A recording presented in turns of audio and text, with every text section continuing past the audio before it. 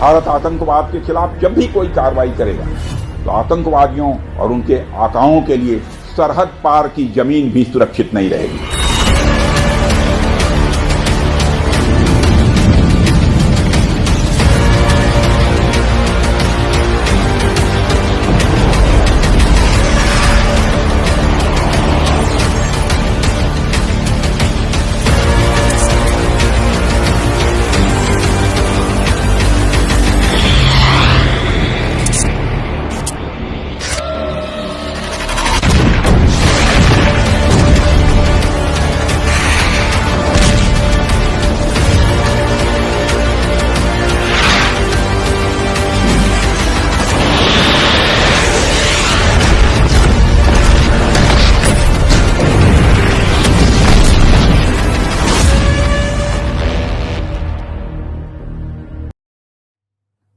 केवळ 25 मिनिटं आणि भारताने म्हणजे भारतीय सैन्याने पाकिस्तानला एक अशा पद्धतीचा धडा शिकवला की जो त्यांच्या कायमस्वरूपी लक्षात राहील.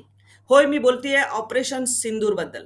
7 मे 2025 एक वर्षापूर्वी ऑपरेशन सिंदूर हे भारताने पाकिस्तानच्या विरोधात सुरू केलं आणि कशा पद्धतीने एखाद्या देशाचे बिनचूक असे महत्वाचे लष्करी स्थळ जे आहेत ते उद्ध्वस्त केले जाऊ शकतात याचं एक उदाहरण घालून दिलं.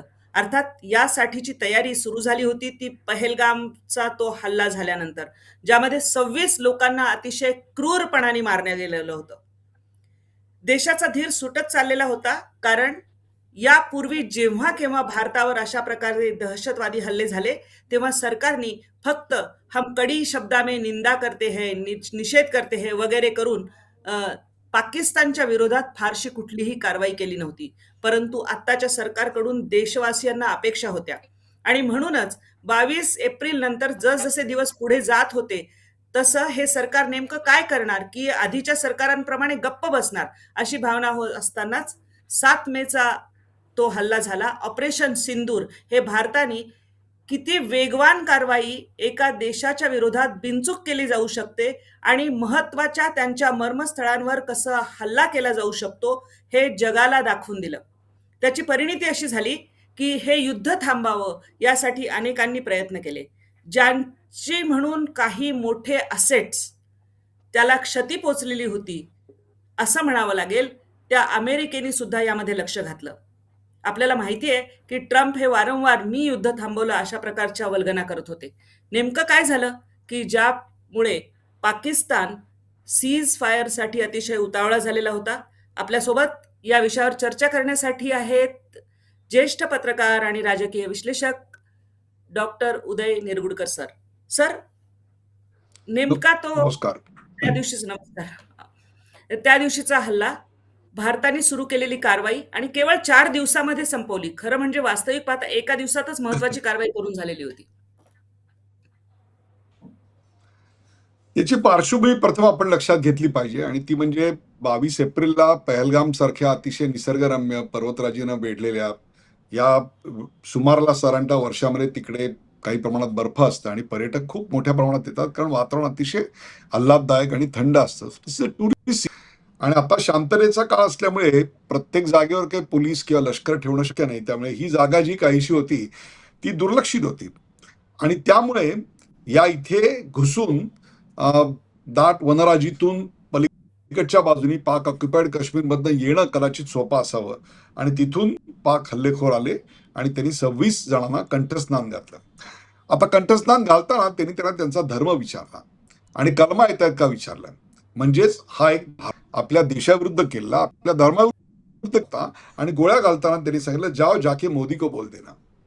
परत त्यांना कदाचित कल्पना नसेल कोणत्या प्रकारच्या माणसाशी त्यांचा पल्ला पडलेला आहे. याचं कारण त्यावेळेला बिहार निवडणुकीचा प्रचार चालू होता आणि त्या बिहार निवडणुकीच्या प्रचारामध्ये मोदींनी एक गर्जना केली आणि ती सांगितलं घर में घुस के मारेंगे. आता घर में घुस के मारेंगे याचा नेमका अर्थ काय तो त्यावेळी भारतीय जनतेच्या किंवा कोणाच्याच फारसा लक्षात आलेला नव्हता आणि तो लक्षात आला 7 आणि 8 मेच्या रात्री, ज्या अतिशय अचूकपणे आपण पाक ऑक्युपाईड काश्मीरमधल्या आणि पाकिस्तानमधल्या फक्त आणि फक्त टेरर कॅम्पवर हल्ला केला. This is not a attack on Pakistan. This is not attack on Pakistan. This is attack on Pak terror camps, Pak occupied Kashmir terror camps. आणि असे 11 टेरर कॅम्प्स उद्ध्वस्त करण्यात आले. आणि हे जे ऑपरेशन आहे तुम्ही सांगितलं त्याप्रमाणे हे अतिशय कमीत कमी वेळात अत्यंत जलद गतीने आणि अत्यंत प्रिसिजननी बाजूच्या बिल्डिंगलाही धक्का न लागता अशा प्रकारे करण्यात आला. अर्थातच 8 मेच्या सकाळी त्याला एक रिस्पॉन्स म्हणून पाकिस्तानी आर्मीनी भारतातल्या अनेक लष्करी ठाणी सोडाच, पण जिथे आपल्या सिव्हिल म्हणजे सर्वसामान्य जनता राहते, जिथे देवळं आहेत, गुरुद्वारे आहेत, हॉस्पिटल्स आहेत, शाळा आहेत, अशा ठिकाणी ड्रोननी प्रचंड मोठ्या प्रमाणावर हल्ला चढवला. आणि अर्थातच भारताच्या एअर डिफेन्स की पॉवरफुल आहे की त्यांनी तो न्यूट्रलाइज केला आणि त्यातनं काही फार आपल्याला क्षती झाली नाही. अर्थात सुरुवातीच्या हल्ल्याच्या काळामध्ये आपली काही विमानं त्याविषयीचं म्हणजे युद्ध म्हटल्यानंतर काही ना काहीतरी लॉस हा दोन्ही बाजूने होत असतो, तसा तो लॉस आपल्या बाजूला झाला होता. परंतु एक जो मेसेज जायचा होता तो मेसेज क्लिअरली गेला. ते म्हणजे अशा प्रकारची आगळीक जर यापुढे केलीत तर हम घर में घुस के मारेंगे. So there is a zero tolerance for your such activities. हा जो मेसेज द्यायचा होता तो भारताने दिलेला आहे. Zero tolerance for any terror attack. आणि आणखी एक मोदींनी त्यावेळी स्पष्ट केलेलं होतं की कुठलाही दहशतवादी हल्ला हे भारताविरुद्धचं थेट युद्ध समजलं जाईल आणि त्याला चोख प्रत्युत्तर दिलं जाईल.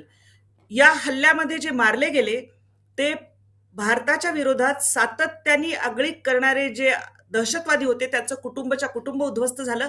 100च्या वर अतिरेकी मारले गेले. अर्थात पाकिस्तान हे खुलेपणाने मान्य करायला तयार नव्हतं, परंतु जसजसं त्याच्यात ते तपशील बाहेर यायला लागले, अंत्यसंस्काराच्या व्हिडिओज बाहेर यायला लागले आणि याशिवाय त्यांनी ज्या लोकांना मृत्यूनंतर काही मदत दिली त्याचे तपशील बाहेर आले, तेव्हा स्पष्ट झालं की पाकिस्तानचं कुठलं नुकसान झालेलं आहे, दहशतवाद्यांचे किती तळ जे आहेत ते उद्ध्वस्त झालेले आहेत.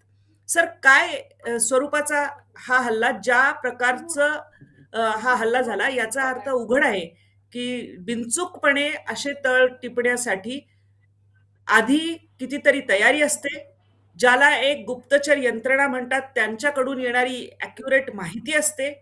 हा सगळा भाग या ऑपरेशनमध्ये होता. काय काय वैशिष्ट्य महत्वपूर्ण होती या ऑपरेशनची? सर्वप्रथम याचे पुरावे ज्यांनी मागितले त्यांच्यासाठी भारतातले पुरावे सोडा. पाकिस्तान त्यांच्या दहशतवाद्यांच्या अंत्यसंस्काराला जे दहशतवादी हजर होते आणि जे मोस्ट वॉन्टेड अशा प्रकारचे अमेरिकेचे दहशतवादी, अमेरिकेने ज्यांना आयडेंटिफाय केले असे दहशतवादी होते, हे सगळं सोडून द्या. स्विस रिपोर्ट आपल्याकडे आलेला आहे. Centre for military history and perspective studies त्यांचा एक रिपोर्ट आहे आणि त्यांनी सांगितलेलं आहे की आपण पाकिस्तानची एअर सिस्टीम डिग्रेड केली. त्यातली जी फाइंडिंग्ज आहेत ती फाइंडिंग मी तुम्हाला वाचून दाखवतोय की पाकिस्तानची एअर सिस्टीम आपण डिग्रेड केलेली आहे. दुसरी गोष्ट म्हणजे आपली जी एअर सुपिरियरिटी आहे, म्हणजेच अवकाशातलं आणि आकाशातलं जे युद्ध खेळायची आमची क्षमता आहे, ती क्षमता आपण खूप मोठ्या प्रमाणात सिद्ध केलेली आहे. तिसरी गोष्ट म्हणजे दूरचे पल्ले, अतिशय लांबचे पल्ले आणि अचूक अशा प्रकारे एअर स्ट्राईक करायची जी आमची क्षमता आहे ती क्षमता सुद्धा आम्ही इस्टॅब्लिश केलेली आहे. दुसरी गोष्ट म्हणजे त्यांचा जो एअर अटॅक होता, ड्रोन अटॅक होता, तो ड्रोन अटॅक थांबवण्यामध्ये आम्हाला एक प्रकारे यश आलेलं आहे. हे सगळं स्विस रिपोर्ट सांगतोय. एक लक्षात घ्या, war is defined by the objective, आणि याचा ऑब्जेक्टिव्ह होता, क्लिअर ऑब्जेक्टिव्ह होता, आणि तो म्हणजे पाकिस्तानमधल्या आणि पाक ऑक्युपाईड काश्मीरमधल्या टेरर कॅम्पवर, मग ते मुरिदके असेल, बहावलपूर असेल, अशा ठिकाणच्या सर्व टेरर कॅम्पवर हल्ला करायचा. आणि तो हल्ला आपण कारीगर केला आणि 88 तास चाललेलं युद्ध हे अखेर संपुष्टात आलं. त्याचं कारण भारताने जेवढी ताकद दाखवली, जेवढं सामर्थ्य दाखवलं, तेवढंच आपण संयम देखील दाखवला. याच्यानंतर जी प्रेस कॉन्फरन्स झाली त्या प्रेस कॉन्फरन्स शब्द वापरण्यात आला होता तो फार महत्वाचा आहे.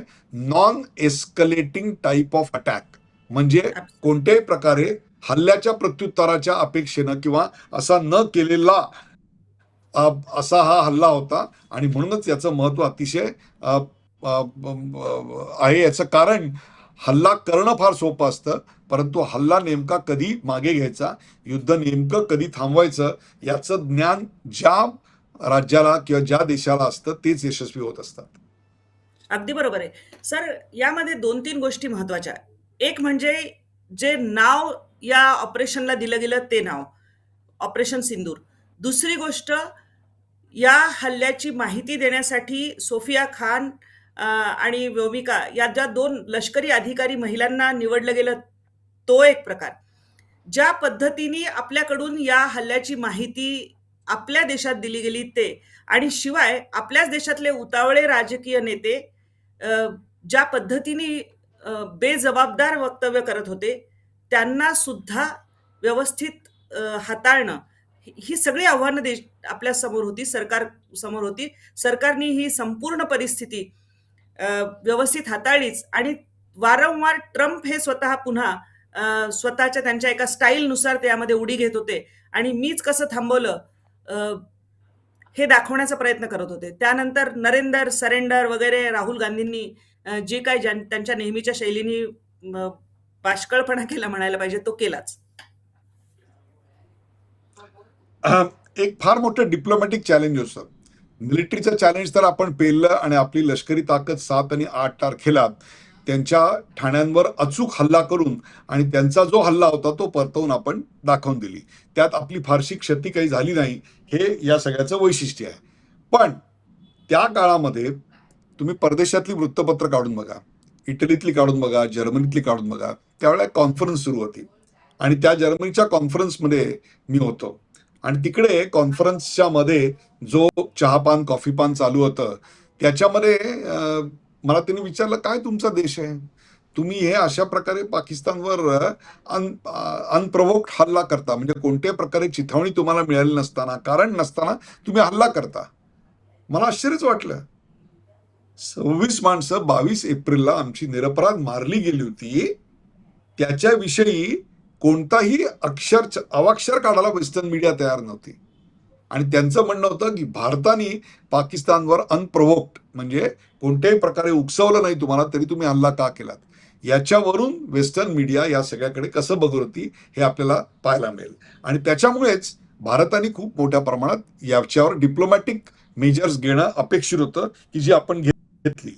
एक लक्षात घ्या, दुर्दैव आहे आपल्याकडे की आपल्याच मीडियानी आपले 1-2 काय जी विमानं पडलेली असतील त्यांचा फार मोठा गजब माजवला.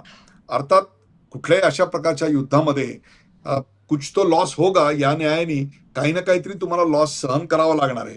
परंतु आमचं एकही वैमानिक त्याच्यामध्ये काही गेलाय किंवा असं काही पुढे आलेलं नाही आहे.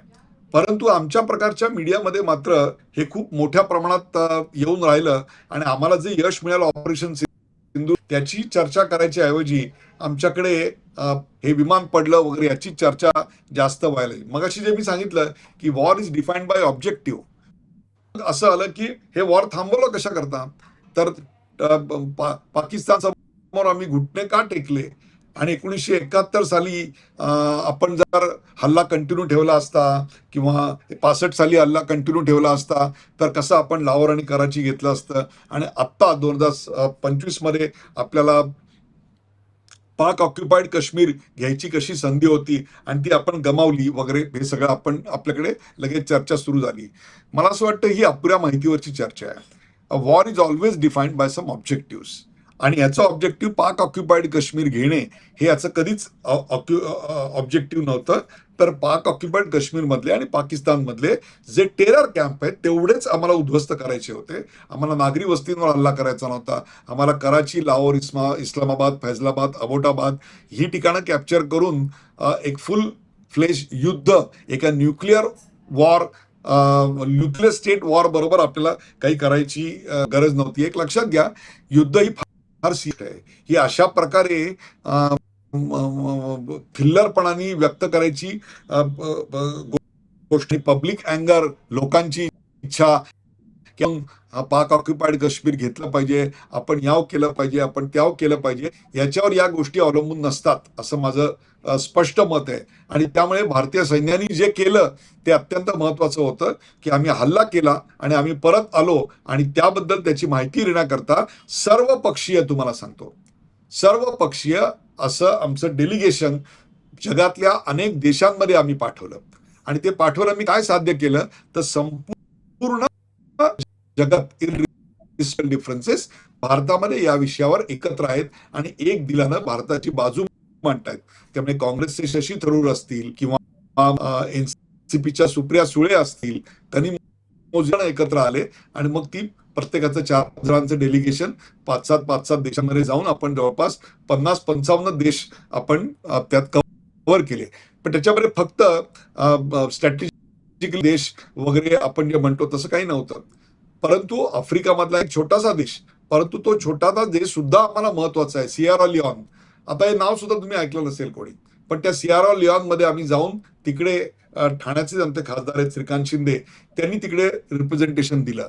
तो देश अशा करता महत्वाचा होता, नव्यानं फॉर्म झालेला देश आहे, परंतु तो अशा स्ट्रॅटेजिकली लोकेटेड देश आहे की उद्या जर काही गोष्ट आली तर त्याचा आपल्याला पाठिंबा फार महत्वाचा असणार आहे आणि तो महत्वाचा आहे. तर त्याची सुद्धा काळजी घेतली गेली. त्यामुळे in the choice of the countries and in the choice of the people to represent India, a great diplomatic skill was deployed in my opinion. आता शेवटचा मुद्दा की एक लार्जर स्केल आपण म्हणतो अँटी टेरर अशा प्रकारची प्लॅटफॉर्मवर आपण ही बाजू मांडायला पाहिजे. आणि सुरुवात भारतानं न्यूयॉर्क पासून सुरुवात झाली आणि लगेच आपण त्याची मांडणी केलेली आहे. आणि एक आपल्या लक्षात आलेलं आहे की जर भारताचं पाकिस्तान बरोबर युद्ध झालं तर कदाचित आपल्याला तेवढे, परंतु भारताचं जर टेररिझमवर युद्ध झालं, टेररिझमच्या विरोधात युद्ध झालं तर मात्र अनेक देश आपल्या बरोबर येतात. त्याची जाणीव या निमित्तानं आपल्याला झाली. अगदी बरोबर आहे. कारण जेव्हा दहशतवाद हा मुद्दा येतो तेव्हा दहशतवादाचा बळी ठरलेला भारत हा केवळ एकमेव देश नाही, जगातल्या अनेक देशांना अमेरिकेसह दहशतवादाचा धोका आहे आणि तो भविष्यातही राहणार आहे. या जाणीवेतून काही पावलं महत्वाची उचलली गेली. आता आपण जर विचार केला सर की 1 वर्ष होऊन गेलेलं आहे आणि या वर्षभरामध्ये आपण जर जगाचा विचार केला तर अनेक ठिकाणी युद्ध चालू आहेत आणि ती युद्ध चालू असताना भारताने केवळ 4 दिवसामध्ये युद्ध संपवून काय महत्वाचं साधलं हे आपल्याला दिसून आलं. कारण जे उद्दिष्ट होतं ते साध्य झालेलं होतं आणि त्या पलीकडे आपण त्यांच्या जनतेविरुद्ध युद्ध केलं नाही. मुळात भारतातल्या नागरिकांमध्ये अशा प्रकारच्या युद्धजन्य परिस्थितीला संयमाने तोंड देण्याचं धैर्य पण आहे का, हा सुद्धा एक मुद्दा आहे. कारण सगळेजण बोलायला लागतात, बेजबाबदारपणे बोलायला लागतात, त्यात विरोधी पक्ष भर घालतो. या सगळ्या परिस्थितीमध्ये ऑपरेशन सिंदूरचे महत्वाचे 3 टेकअवेज काय आहेत असं जर मी तुम्हाला विचारलं तर काय सांगाल सर? त्यातला पहिला टेकअवे आहे की आपल्या बाजूला, ज्याचं वर्णन मागे हिलरी क्लिंटन यांनी असं केलेलं होतं की there are snakes in the backyard. म्हणजे याचा अर्थ आपल्या बाजूला असा शेजारी आहे की जो शेजारी जो आहे तो एक देश नाहीये, तर ती एक मिलिटरी आहे आणि त्या मिलिटरीला एक देश आहे आणि त्या देशाचं नाव. एक लक्षात घ्या, असं कधी भारतात होईल का की पंतप्रधानांची किंवा राष्ट्रपतींची गाडी चालली आहे आणि समोरून आडवं एक लष्कर प्रमुखाची गाडी जाते आणि पंतप्रधानांची गाडी आणि काफिला थांबवला जातोय आणि लष्कर प्रमुखाला जाऊ दिलं जातं. पाकिस्तानमध्ये सर्रास होतं. ISIचा प्रमुख जो आहे that person calls the shots. आणि विशेषतः असीम मुनीर सारखा लष्कर प्रमुख जेव्हा शेजारी राष्ट्रात असतो की जो मुळातच एक युद्धखोर आहे. दुसरी गोष्ट अशी आहे, तो मदरस्यामध्ये शिकलेला आहे. त्यामुळे ट्रबल्ड आणि आर्थिकदृष्ट्या गाळात गेलेला आणि केवळ दहशतवादावरच जिवंत राहायची स्वप्न बाळगणार. बजेट फक्त भारताच्या 10% आहे आणि आपल्या मिलिटरीच्या बजेटच्या पेक्षा फक्त 13% त्यांचं बजेट आहे. तरी देखील ते एक न्यूक्लिअर इक्विप्ड स्टेट आहे. म्हणजे उद्या जर त्यांच्या सत्तेची चावी अशा माथेफिरूच्या ताब्यात गेली तर ते कोणत्याही क्षणी न्यूक्लिअर बटन दाबून जगात हाहाकार माजवू शकतात आणि तशी धमकी असीम मुनीरनी यापूर्वी दिलेली होती. त्यामुळे आपला एक ट्रबल शेजारी आहे. So we have to be military. दुसरी गोष्ट, सातत्यानं आपले मिलिटरीची इक्विपमेंट्स जी आहेत ती सतत अपग्रेड आणि त्याच्यात सुधारणा करत राहणं ही एक दुसरी गरज या निमित्तानं आपल्याकडे समोर आली आहे. तिसरी सर्वात महत्वाची ती म्हणजे डिप्लोमॅटिक पातळीवर, राजनैतिक पातळीवर खूप मोठ्या प्रमाणात आपल्याला अजून काम करावं लागणार आहे, की जेणेकरून भारताची बाजू ही जगासमोर आणि जगातल्या महाशक्तींसमोर आपल्याला अधिक सक्षमरित्या मांडता येईल. त्यामुळे जसा लंडनला BBC सारखा प्लॅटफॉर्म आहे किंवा CNN किंवा फॉक्स न्यूज हा अमेरिकेला एक प्लॅटफॉर्म आहे, जसा तो चायनामध्ये स्वतःचे न्यूज प्लॅटफॉर्म पॉवरफुल आहेत की जे नॅरेटिव्ह देत असतात, तशा स्वरूपाचा एक नॅरेटिव्ह सांगणारा, भारताची स्टोरी सांगणारा, भारताचा कथ्य मांडणारा प्लॅटफॉर्म, भारताचा नॅरेटिव्ह न्यूज प्लॅटफॉर्म आपल्याला असणं ही सुद्धा एक फार मोठी आपल्याला गरज या निमित्ताने समोर आलेली आहे. एक लक्षात घ्या, इराणचं युद्ध चालू आहे, त्याचे युद्ध चालूच आहे अजून, कारण मुळात अमेरिका हा युद्धखोर देश आहे. पण आम्ही युद्धखोर नाही आहोत, आम्ही शांतिप्रिय देश आहोत आणि आम्ही फक्त आमच्या शेजारच्या देशातील आमच्यावर हल्ला करणाऱ्या, सातत्यानं हल्ला करणाऱ्या, देशाचं नुकसान करणाऱ्या अशा टेरर कॅम्पवर फक्त हल्ला केला आणि नॉन एस्कलेटरी असं मेजर आणि त्यांचा हल्ला परतवला आणि आम्ही सीज फायरला सकारात्मक प्रतिसाद दिला. याच्यामधून भारताची प्रतिमा आहे आणि ती जगासमोर सतत मांडणं गरजेचं आहे की एकीकडे इराण बरोबर सातत्यानं युद्ध खेळत राहणारी अमेरिका आणि दुसरं 88 तासात युद्ध बंदीला सहमती दर्शवून जगामध्ये एक शांतीपूर्ण वातावरण राहावं आणि या युद्धाची झळ इतरांना बसू नये याकरता प्रयत्नशील राहणं, असा एक भारत आपल्या समोर आलाय. त्याची ही जी डिप्लोमॅटिक बाजू आहे ती डिप्लोमॅटिक बाजू ही जगासमोर मांडणं, कारण युद्ध चालू करणं सोपं असतं, परंतु नेमकं बंद केव्हा करायचं याची तारीख आपल्या समोर येणं महत्वाचं असतं. ती माहिती असणं सर्वात महत्वाचं आहे आणि मला असं वाटतं भारताने ते टायमिंग अचूक साधलं. त्यामुळे भारताची इमेज ऑपरेशन सिंदूर नंतर खूप सुधारली आणि एक आक्रमक, आश्वासक अशा स्वरूपाचं चित्र आपलं निर्माण झालेलं आहे. ते जगासमोर कायम ठेवणं आणि ते वृद्धिंगत करणं ही आता आपली जबाबदारी आहे. These are the 3 takeaways for India. 3 takeaways काय आहेत हे आपण बघितलं. आता आव्हानं 3 महत्वाची कुठली आहेत, हा शेवटचा प्रश्न मी आपल्याला विचारू इच्छिते, कारण की आपल्या समोर परिस्थिती जी शेजारच्या देशांमध्ये ती बदललेली आहे. सध्या सुरू असलेल्या युद्धांमुळे बाजूच्या देशाची झालेली जी परिस्थिती आहे एकंदर ती बदललेली आहे आणि त्यामध्ये भारतासमोरची आव्हानं कुठली आहेत? मला असं वाटतं एक पहिलं जे आव्हान आहे ते सर्व्हेलियन्स आहे, कारण आपल्याला जी माहिती मिळते ना पाकिस्तान मधल्या सगळ्या हालचालींची, मिलिटरी सॅटेलाइट्स आहेत त्याची संख्या खूप कमी आहे, परंतु चीनची पाकिस्तानची आपल्यापेक्षा कमी आहे. They have access to China आणि चायनीजचे अनेक सॅटेलाइट भारतावर, म्हणजे जशी पृथ्वी फिरते सॅटेलाइट जातात, त्यामुळे इथल्या छोट्या छोट्या गोष्टींवर त्यांचं बारीक लक्ष असतं.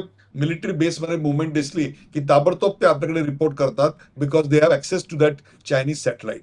तर पहिलं जे आव्हान असेल माझं मत आहे ते आव्हान म्हणजे जास्तीत जास्त मिलिटरी सॅटेलाइट्स आपण उभे करणं. दुसरी एक म्हणजे ब्लीड इंडिया बाय 1000 कट्स, ही पाकिस्तानची फिलॉसॉफी झियाउल हक यांच्यापासून जुल्फिकार अली भुत्तो इथपासून ते पुढे चालू आले, जी परवेज मुशर्रफ आणि आता असीम मुनीर यांच्यापर्यंत चालू आहे. याच्या अंतर्गत सीमेवर आगळीक करणे आणि इथे स्लीपर सेल निर्माण करून इथे काही ऍक्टिव्हिटी हरकत करणे अत्यंत उत्सुक असतात, त्याच्याकरता कायम कार्यरत असतात. त्यामुळे भारताची अंतर्गत सुरक्षा हे एक फार मोठं आव्हान आहे आणि त्याच्या भारताच्या बॉर्डर सील असणं हे गरजेचं आहे. आणि आज मला आनंद आहे की पश्चिम बंगालमध्ये आता ममता बॅनर्जी यांचं सरकार गेलं की ज्या सरकारने 2200 किलोमीटरवरची बॉर्डर आहे त्या बॉर्डरवर एक मोठं कुंपण टाकायला सातत्यानं नकार दिला होता आणि तिथून खूप मोठ्या प्रमाणात बांगलादेशी घुसखोर यायचे आणि या देशामध्ये राहून आतंकवादी कारवाया सहभागी व्हायचे. तर तिथे आमची आता फेन्स टाकणं हे सुरक्षेचं एक फार मोठं आव्हान आहे. आणि तिसरी या संदर्भामध्ये जनजागृती, एक सायकोलॉजिकल वॉर नेहमी खेळलं जात असतं आणि पटकन आपल्या देशाबद्दलच्या हीन गोष्टी पसरवल्या, ते नॅरेटिव्ह आपल्याकडे पटकन लोक स्वीकारतात. तर त्या दृष्टिकोनातून जनजागृती अशा कार्यक्रमातून सातत्यानं करत राहणं हे एक तिसरं आव्हान मला असं वाटतं आता आपल्या समोर आहे. अगदी बरोबर. ऑपरेशन सिंधूरला 1 वर्ष झालेलं आहे. त्यातनं काही धडे घेतलेले आहेत. एक क्षमता जी आहे ती दाखवून दिलेली आहे.